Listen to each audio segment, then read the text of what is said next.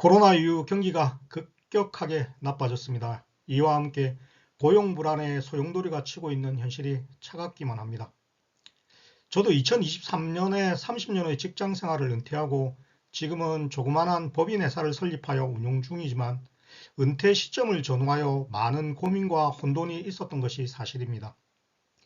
대한민국에서 50중년을 넘기면 고용 불안을 느끼는 직장인들의 모습을 쉽게 접할 수 있습니다. 현실로 다가온 은퇴는 소득 단절뿐만 아니라 삶의 정체성마저 흔들 수 있습니다. 현 시점에서 인생의 2막을 어떻게 준비하느냐에 따라 삶의 방향이 많이 달라질 것입니다. 오늘의 내편TV 이야기는 이러한 관점에서 은퇴 이후에 중요한 연금과 관련된 현실적인 이야기를 하고자 합니다. 오늘의 이야기는 뒤통수 치는 국민연금 이렇게 하세요 라는 제목으로 시작하겠습니다. 은퇴 후를 예상하며 열심히 현직에 있을 때 납부하는 것이 국민연금입니다.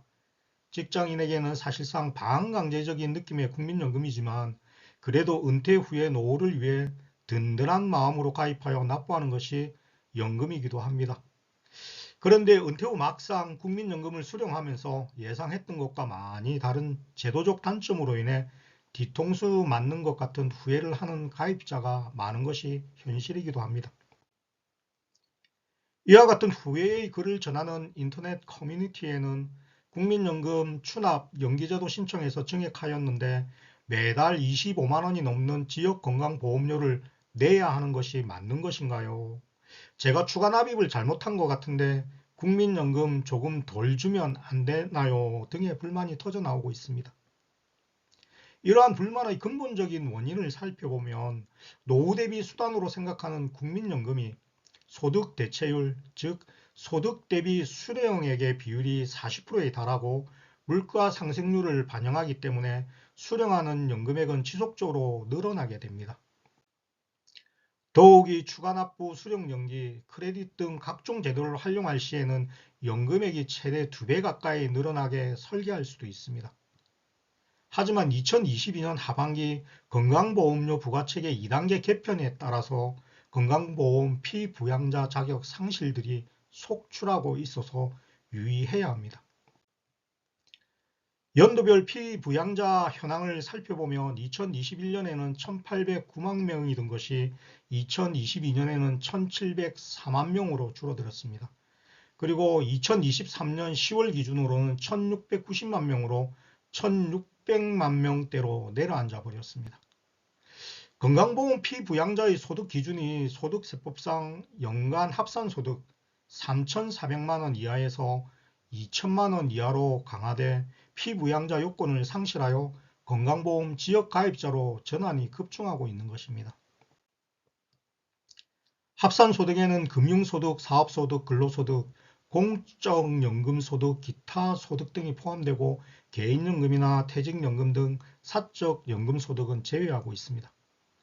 금융소득은 예금이자와 주식배당금 등이 해당이 되고 예금이자와 주식배당으로 만약 2,100만 원을 1년 동안 받았다면 2천만 원을 제외한 1만 원이 아닌 2,001만 원 전액에 대해서 건강보험료 산정 부과가 진행되고 있습니다. 이번 제도 개편으로 가장 큰 피해를 보는 사람들은 공무원 연금이나 사학연금, 국민연금, 군인연금 등의 공적 연금 소득으로 노후 생계를 준비하는 가입자들입니다. 공적 연금 소득으로 매월 167만 원 이상을 받는 은퇴자의 경우는 다른 소득이 없더라도 공적 연금으로 연간 2천만 원이 초과되면서 피부양자 자격을 상실하게 되고 지역건강보험 가입자가 되면서 건강보험료를 최소 25만 원 이상 부담하게 되는 상황입니다.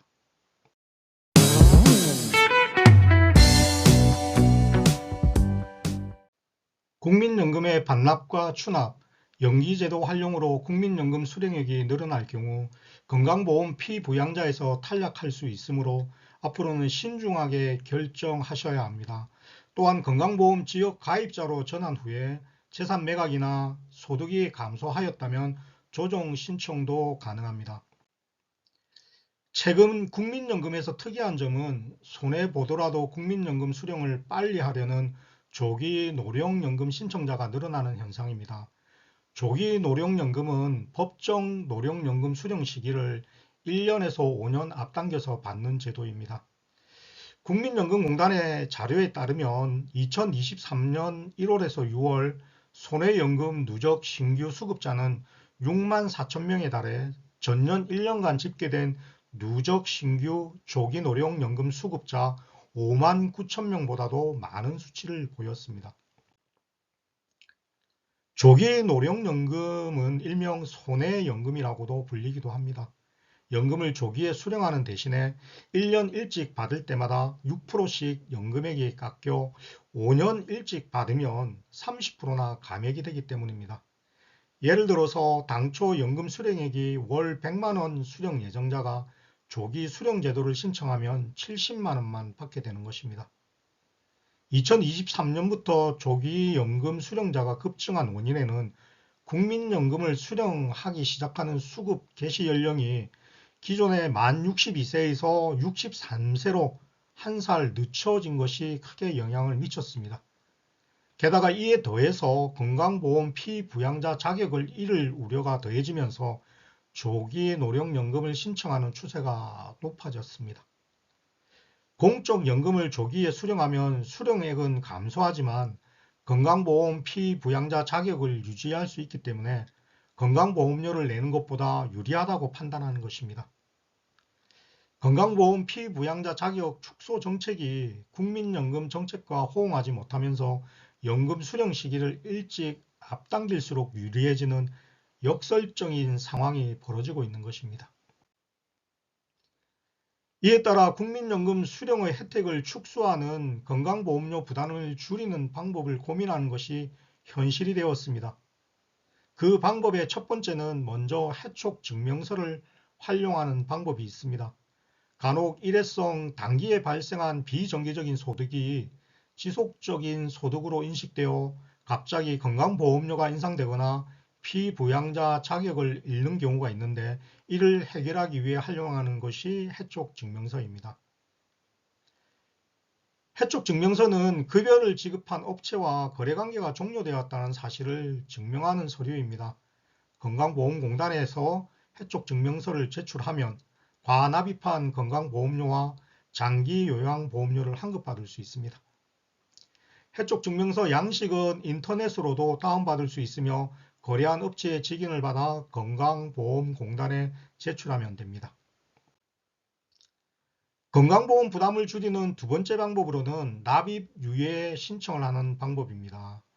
휴직기간이라면 휴직기간에 회사의 건강보험 담당자를 통해 휴직자 등 직장가입자 보험료 납입 고지 유예 신청을 하면 납부를 유예할 수 있습니다. 그리고 퇴사를 통한 이직 준비 중이시라면 국민연금관리공단을 통해 납입 유예를 신청할 수도 있습니다. 휴직기간은 의료기관을 이용하면서 보험급여 혜택을 받으므로 복직한 이후에는 휴직기간에 내지 않았던 건강보험료를 납부하게 됨을 주지할 필요가 있겠습니다. 다만 육아휴직기간의 건강보험료는 직장가입자 최저 수준이므로 큰 부담이 되지는 않습니다. 2023년 말 기준 직장가입자의 보험료 한액인 월 19,780원의 금액을 본인의 휴직 직전과 비교해서 유예 여부를 결정하시면 되겠습니다.